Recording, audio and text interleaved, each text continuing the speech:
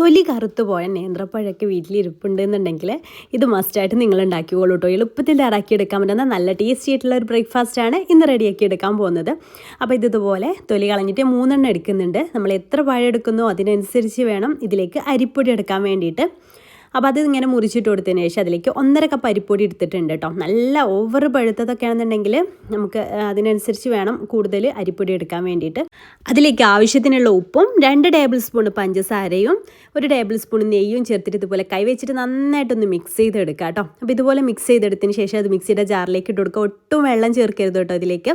അപ്പോൾ അത് കുറേശ്ശെ മിക്സിയുടെ ജാറിലിട്ടിട്ട് ഇതുപോലെ ഒന്ന് പൾസ് ചെയ്ത് അടിച്ചെടുക്കുക. കട്ട കുത്താതെ ശ്രദ്ധിക്കണേ. എന്നിട്ട് ലാസ്റ്റ് അതിൽ കുറച്ച് തേങ്ങ കൂടെ ചേർത്ത് മിക്സ് ചെയ്തെടുക്കുക. അപ്പോൾ അടിപൊളിയായിട്ടുള്ള പുട്ടുപൊടി ഇവിടെ റെഡി ആയിട്ടുണ്ട്.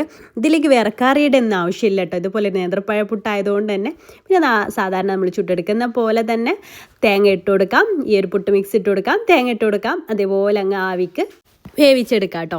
അപ്പോൾ ഇതുപോലെ ഒരു ഐറ്റം ഉണ്ടെന്നുണ്ടെങ്കിൽ രാവിലെ പണിയും എളുപ്പം, തൊലി കറുത്തു പോയ പഴം കളയും വേണ്ട, കറികളൊന്നും ഉണ്ടാക്കിയെടുക്കുകയും വേണ്ട, അടിപൊളി ടേസ്റ്റുമാണ് കേട്ടോ. പിന്നെ എക്സ്ട്രാ പഞ്ചസാര വേണം, മധുരം വേണമെന്നുണ്ടെങ്കിൽ നിങ്ങൾക്കിത് കഴിക്കുന്ന സമയത്ത് കുറച്ച് പഞ്ചസാര ഒന്ന് സ്പ്രെഡ് ചെയ്തിട്ട് നന്നായിട്ട് മിക്സ് ചെയ്തെടുത്ത് കഴിച്ചാൽ മതി കേട്ടോ. അപ്പോൾ അത് നല്ല ഈസിയാണ് തയ്യാറാക്കി എടുക്കാൻ വേണ്ടിയിട്ട്. നല്ല സോഫ്റ്റും ഉണ്ട്, അടിപൊളിയാണ്. ഇഷ്ടമായിട്ടുണ്ടെങ്കിൽ ലൈക്ക് ചെയ്യാനും ഫോളോ ചെയ്യാനും മറക്കല്ലേ. താങ്ക്